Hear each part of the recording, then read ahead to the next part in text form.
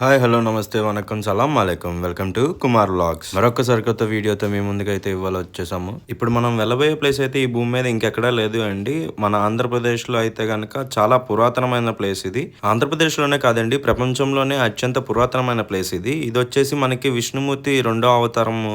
మీకు తెలిసినట్లయితే గనక కామెంట్ బాక్స్ లో అయితే మెన్షన్ చేయండి విష్ణుమూర్తి రెండో అవతారం ఏది అనేది. అంటే ఈ ప్లేస్ కి వెళ్ళాలి అంటే గనక శ్రీకాకుళం బస్ స్టాండ్ నుంచి మనకి 16 కిలోమీటర్స్ అయితే వస్తుందండి. అక్కడి నుంచి సర్వీస్ ఆటోలు ఉంటే అట్ ద సేమ్ టైం మనం ఏదైనా ఆటోలు మాట్లాడుకొని అయినా వెళ్ళొచ్చు. చాలా మంది వెళ్తే గనక అండ్ బస్ సర్వీస్ కూడా ఉంది టెంపుల్ దగ్గరికి. నెక్స్ట్ వచ్చేసి మనకి ఎవరైతే గనక ట్రైన్ లో వస్తారో వాళ్ళైతే గనక ఆమదలవలస రైల్వే స్టేషన్ లో దిగాలి అనమాట. అక్కడి నుంచి 27 కిలోమీటర్స్ అయితే ఉంది ఇది. అక్కడి నుంచి కూడా బస్ ఫెసిలిటీ అయితే ఉంటుంది. ఆర్టీసీ బస్ స్టాండ్ కి వచ్చి ఆర్టీసీ బస్ స్టాండ్ నుంచి మనం ఇక్కడికి అయితే వెళ్లాల్సి ఉంటుంది. లేదు ఎవరైనా ఫ్లైట్ లో వస్తున్నారు అండ్ ఇంటర్నేషనల్ లో వాళ్ళు అయితే గనక వాళ్ళు విశాఖపట్నం ఎయిర్పోర్ట్ అండి మనకి దగ్గరలో ఉన్నది. విశాఖపట్నం ఎయిర్పోర్ట్ లో దిగి అక్కడి నుంచి అహ్మదాబాద్ కి ట్రైన్ మీద అక్కడి నుంచి టెంపుల్ దగ్గరికి అయితే కనుక బై బస్ అయితే రావచ్చు. ఆటో చూస్ చేసుకున్న వాళ్ళు అయితే కనుక కొంచెం బార్గెన్ చేయండి. ప్రైసెస్ అయితే ఎక్కువగానే చెప్తారు. మనం బార్గెన్ చేసుకునే దాన్ని బట్టి డిపెండ్స్ అనమాట.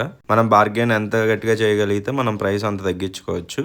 ఆటో అయితే మనం అరౌండ్ 30 మినిట్స్ లో అయితే కనుక టెంపుల్ దగ్గరికి రీచ్ అవ్వచ్చండి. అలాగే బస్ అయితే కనుక మనకి అరౌండ్ 45 మినిట్స్ అయితే పడుతుంది. ఏదైతే మనకి బస్ స్టాండ్ దగ్గర నుంచి స్టార్ట్ అయితే కనుక నేను బస్ స్టాండ్ దగ్గర నుంచి స్టార్ట్ అయ్యాను కాబట్టి నాకు కొంచెం ఈ టైమింగ్ అయితే అర్థమైంది. రైల్వే స్టేషన్ దగ్గర నుంచి అయితే ఇంకొక 10 to 15 మినిట్స్ అయితే కొంచెం టైం ఎక్కువ పడుతుందండి. మనం శ్రీకూర్మం విలేజ్ దగ్గరికి రాగానే అయితే కనుక మనకి ఆర్చ్ ఒకటి అయితే కనబడుతుందండి ఇలాగా. అండ్ మనం టెంపుల్ దగ్గరికి అయితే రీచ్ అయిపోయాము. టెంపుల్ దగ్గర రాగానే నాకు ఇన్ని కార్లు చూడంగా వామ్మో ఏంటి ఇన్ని కార్లు ఉన్నాయనిపించింది. ఆటో అని అడిగితే ఇక్కడే టెంపుల్, ఈ రోడ్ లో వెళ్తే మీకు కనబడిపోద్ది టెంపుల్ అన్నారు. మనం అలా రోడ్ లోకి ఎంటర్ అవ్వగానే నా కార్లు చూసి చాలా మంది ఉన్నారు ఇవాళ అని అనుకున్నాను. ఆటో డ్రైవర్ కూడా లోపలికి రమ్మంటే రానన్నారు. ఎందుకంటే లోపలికి వస్తే అతను మళ్ళీ రిటర్న్ రాలేరు అని చెప్పేసి. ఎందుకంటే చాలా రష్ గా అయితే ఉంది ఇవాళ టెంపుల్. దగ్గరలో ఏమన్నా ఫెస్టివల్ ఏంటి అని చెప్పి అడిగాను అనమాట చుట్టుపక్కల. లేదు నార్మల్ గానే ఫ్రైడే సాటర్డే సండే కొంచెం హెవీ రష్ ఉంటుందంట. సాటర్డేస్ అయితే కనుక ఇంకా ఎక్కువ రష్ ఉంటుంది. మనం చూస్తుంది అయితే కనుక టెంపుల్ ఎంట్రన్స్ అండి. ఎంట్రన్స్ దగ్గరికి అయితే వచ్చాం మనం ఇప్పుడు. వీడియో స్టార్టింగ్ లో అయితే అడిగాను కదా విష్ణుమూర్తి యొక్క రెండో అవతారం ఏంటి అని చెప్పి. ఆ రెండో అవతారం అయితే కూర్మ అవతారం అండి. ఈ అవతారం వచ్చేసి మనకి క్షీరసాగ మదనం ఎప్పుడైతే జరిగిందో ఆ పర్వతాన్ని మూవ్ చేయడానికి బేస్ లేకపోవడంతో దేవతలందరూ కలిసి విష్ణుమూర్తిని అయితే వేడుకుంటారు. మాకు ఇలాగా బేస్ కావాలి అంటే అప్పుడు విష్ణుమూర్తి కూర్మ అవతారంలోకి అయితే మారడం జరిగిందండి. విష్ణుమూర్తి రెండో అవతారం అయితే అలా అవతరించడం అయితే జరిగింది. ఆ అవతారం అయితే ఇక్కడి నుంచే స్వామివారు అవతారంలోకి మారారు అని చెప్పేసి అయితే చెప్పడం జరుగుతుందండి. ఇక్కడ ఉన్న వినికిడి అది. అలాగే ఈ స్థల పురాణం చూసుకుంటే గనక అప్పట్లో శ్వేత మహారాజు అని ఉండేవాళ్ళు. వాళ్ళు విష్ణు భక్తులు అవడం తోటి విష్ణుమూర్తికి ఆరాధించినప్పుడు విష్ణుమూర్తి మనకి ఇక్కడ ఆయన ఆరాధన మేరకు కూర్మ అవతారంలో అయితే స్వయంభూగా అయితే వెలవడం అయితే జరిగిందండి. మనకి ఇక్కడ అయితే గనక పుష్కరిణి ఉందండి. ఆ పుష్కరిణి వచ్చేసి శ్వేత పుష్కరిణి అంటారు. ఏంటి అంటే ఇక్కడ పిండ ప్రదానంలో అస్థికలు కూడా కలపడం అయితే జరుగుతుందండి ఈ పుష్కరిణిలో. ఇక్కడ ఏవైతే పిండ ప్రదానాలు చేస్తున్నారో అవి అడుగు భాగానికి అయితే చేరుకుంటాయండి. పుష్కరిణికి అడుగు భాగానికి చేరుకొని అవి శాలిగ్రామంలో విగ్రహాలుగా మారడం అయితే జరుగుతుంది అని చెప్పేసి ఇక్కడ ఉన్న వాళ్ళు చెప్పడం జరిగింది. అలాగే ఇక్కడ చాలా మంది వచ్చి పిండ ప్రదానాలు అయితే చేస్తున్నారు. అలా చేయడానికి గల కారణాలు ఏంటి అంటే ఇంకా మోక్షం అయితే ఉంటుంది, వాళ్ళ యాన్సిస్టర్స్ ఎవరైతే ఉంటారో వాళ్ళకి మోక్షం ఉంటుంది అని చెప్పేసి అలా అయితే చేయడం జరుగుతుందండి. ఈ తాబేలు పార్క్ ఏదైతే ఉందో దాని పక్కన అలా నడుచుకుంటూ వెళ్తే గనక మనకి లోపలికి వెళ్లే దారి అయితే కనబడుతుందండి సర్వదర్శనానికి.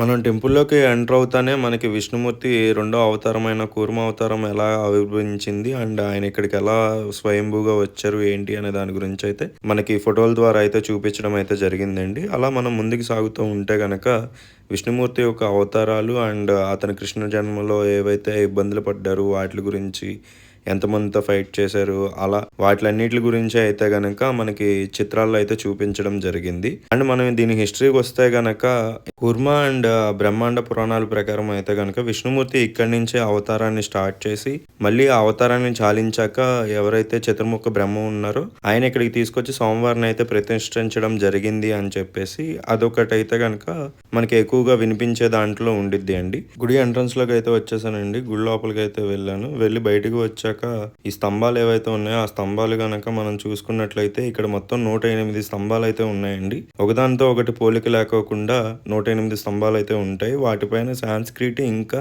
తెలుగు, ఒరియా లాంగ్వేజెస్ లో అయితే చెక్కడం అయితే జరిగింది. మనకి లెఫ్ట్ సైడ్ అయితే కనుక ఉత్సవ రథాలు అయితే ఉన్నాయండి. సోమవారి ఉత్సవాలు జరిగేటప్పుడు ఏవైతే యూజ్ చేస్తారో ఆ రథాలు అయితే ఉన్నాయి. అండ్ మనం బయట చూసుకుంటే గనక గోపురం మనకి 700 ఇయర్స్ ఓల్డ్ గోపురం లాగా చెప్తున్నారు ఇక్కడ ఉన్న వాళ్ళు అయితే గనక. బట్ అది ఇప్పుడు చూసినా కనుక మనకి చాలా కొత్తగా అయితే కనబడుతుంది. అదేంటి భూమి మీద అత్యంత పురాతనమైన ఏరియా అన్నావు, మళ్ళీ ఇప్పుడు గోపురం ఏమో 700 ఇయర్స్ ఓల్డ్ అంటున్నావు, అసలు ఏంటి అంటారా? ఏం లేదండి, అప్పట్లో మన మీదకి దండయాత్రకు వచ్చేవాళ్ళు కదా, దండయాత్రకు వచ్చినప్పుడు వాళ్ళు గుళ్ళు ఏం కనబడితే వాటిని ధ్వంసం చేసేవాళ్ళు. సో అలా ధ్వంసం చేసే టైంలో ఈ గుడిని ధ్వంసం చేయకూడదు, ఇది ప్రపంచంలోనే ఉన్న ఒకే ఒక గుడి అని చెప్పేసి అప్పట్లో ఉన్న వాళ్ళు ఏం చేశారు అంటే దీని మీద పెయింట్ ఇంకా ఏవైతే ఆ టైంలో యూజ్ చేసే గులకలు ఉంటాయి కదా, గులకలు ఇంకా సున్నం కలిపి ఈ గుడి మీద అయితే పోయడం జరిగినది. వచ్చిన వాళ్ళకి ఇది ఒక గుట్ట, ఏదో పనికిరాని గుట్ట అన్నట్టు చూపించడానికి. సో ఆ టైంలో కొంచెం శిథిలావస్థానికి అయితే చేరుకున్నప్పుడు మళ్ళీ మన వాళ్ళు దాన్ని కొత్త గోపురం అయితే కట్టడం అయితే జరిగిందండి, పాత గోపురం మీదే. ఇంకా మనం ఈ గోపురం మీద చూసుకున్నట్లయితే గనక విష్ణుమూర్తి యొక్క అవతారాలు, అలాగే ఇంకా మిగతా దేవుళ్ళు ఎవరైతే శివుడు గాని, కాలభైరవుడు గాని ఎవరైతే ఉన్నారో వాళ్ళకి సంబంధించిన మూర్తులు, విగ్రహాలు అయితే గనక చెక్కడం జరిగింది అండి. ఈ గుడిలో చూసుకుంటే గనక మనకి 2 ధ్వజస్తంభాలు ఉంటాయండి. ఒకటి వచ్చేసి ఫ్రంట్ సైడ్, ఇంకొకటి వచ్చేసి బ్యాక్ సైడ్. ఇలా ఎందుకు అంటే శ్రీ రామానుజాచార్యులు ఎవరైతే ఉన్నారో ఆయన ఇక్కడికి వచ్చి దేవుడికి పూజ చేసుకొని ఆయన ప్రార్థించినప్పుడు ఆయన అనుగ్రహించడం కోసం విష్ణుమూర్తి అయితే గనక తూర్పు ముఖంలో ఉండే స్వామి పశ్చిమ ముఖానికి అయితే తిరగడం జరిగిందండి. సో పశ్చిమ ముఖంలో కూడా మనకి ధ్వజస్తంభం ఒకటి అయితే పెట్టడం జరిగింది. మనం ఇప్పుడు చూడబోతున్న ధ్వజస్తంభం అయితే గనక ఆ ధ్వజస్తంభమేనండి. ఈ ధ్వజస్తంభం వచ్చేసి మనకి చెక్కతో అయితే చేయడం జరిగినది. ఈ ధ్వజస్తంభం వచ్చేసి మనకి పశ్చిమ ముఖంగా ఉందండి. తూర్పు ముఖంలో ఉన్న ధ్వజస్తంభం అయితే గనక రాతితో చేయబడిన ధ్వజస్తంభము. అండ్ ఇది చూసుకున్నట్లయితే గనక 1941లో ఎవరైతే రామాయణాన్ని అవమానించారో మద్రాసులో 1941లో మీద నిరసనగా అయితే గనక మనకి ఆ పిల్లర్ అయితే అక్కడ కట్టించడం అయితే జరిగింది అండి రామాయణం గురించి. అలాగే మనం ఇక్కడ చూసుకున్నట్టయితే గనక మనకి చాలా తాబేళ్లు కనబడతాయి. ఈ తాబేళ్లు అరౌండ్ 4-5 ఇయర్స్ నుంచి వీళ్ళు పెంచడం అయితే జరుగుతుందని చెప్పారు అక్కడ అడిగినప్పుడు. అట్ ద సేమ్ టైం ఇవి వచ్చేసి 100 ఇయర్స్ బతుకుతాయి. మనకు తెలుసు కదా తాబేళ్లు ఆల్మోస్ట్ లైక్ 100 అబోవ్ అయితే బతుకుతాయి అని చెప్పి. సో వీళ్ళు వాటిని అయితే చాలా అంటే చాలా ఉన్నాయండి ఇక్కడ వాళ్ళు పెంచేవి. అండ్ వీటికి ఆకుకూరలు అలాంటి వాటికి మాత్రమే వాటికి ఫుడ్ గా అయితే ఇస్తున్నారండి. అండ్ మనం చూసుకున్నట్లయితే గనక నెలలో ఒక చిన్న తాబేలు తిరుగుతుంది కదా. అండ్ ఈ చుట్టుపక్కల మనం ఒకసారి చూద్దాం అని చెప్పేసి అలా లోపలికి అయితే నడిచాను అనమాట. అలా నడుచుకుంటూ వెళ్తున్నప్పుడు నాకు అన్నదాన సత్రం అయితే కనబడింది. బట్ అన్నదానం జరుగుతుందా లేదా అని చెప్పేసి మనం అయితే వెళ్ళి ఏమీ చూడలేదు అనమాట. ఆ పక్కనే ఒక చిన్న వనం లాంటిది అయితే ఉందండి. ఆ వనంలోకి అయితే వెళ్ళాము. అక్కడ వచ్చేసి మనకి విష్ణుమూర్తి అవతారాలు ఏవైతే ఉన్నాయో స్టార్టింగ్ నుంచి మత్స్య అవతారం, కూర్మ అవతారం, అలా 10 అవతారాలు అయితే గనక ఈ వనంలో మనం చూడొచ్చండి. మనం ఇక్కడ చూసుకున్నట్లయితే అండ్ గర్భగుడిలో ఉండే స్వామి అయితే గనక మనకి ఏ గుడికి వెళ్ళినా మిడిల్ అయితే కనబడతారు. బట్ ఇక్కడ స్వామి అయితే గనక మిడిల్ లో కనబడరండి, మనకి ఆయన ఎడమ పక్కన అయితే కనబడతారు. స్వామివారు ఇక్కడ స్వయంభూగా వెలిసాక అయితే గనక చతుర్ముఖ బ్రహ్మ గారు వచ్చి ఆ గోపాల యంత్రం తోటి స్వామివారిని ఫస్ట్ అయితే పూజించడం అయితే జరిగింది.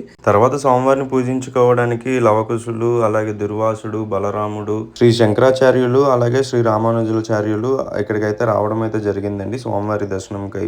ఇక్కడ మనకు వచ్చేసి ఇంకొక చరిత్ర కూడా వినబడుతూ ఉంటుందండి. ఏంటి అంటే ఈ టెంపుల్ ని 11th సెంచరీలో అయితే బిల్డ్ చేయడం జరిగింది అని చెప్పేసి ఈస్టర్న్ గంగా డైనాసిటీ వాళ్ళు అయితే బిల్డ్ చేశారు అన్నట్టుగా చెప్తారండి. ఆ తర్వాత దీన్ని చోళులు ఇంకా విజయనగర సామ్రాజ్యం వాళ్ళు డెవలప్ చేశారు అన్నట్టు అయితే చెప్తారు. మీకు ఈ వీడియో నచ్చినట్లయితే లైక్ చేయండి, షేర్ చేయండి, సబ్స్క్రైబ్ చేసుకోండి. అలాగే మీ ఫ్రెండ్స్ అండ్ ఫ్యామిలీ మెంబర్స్ కి కూడా షేర్ చేయండి.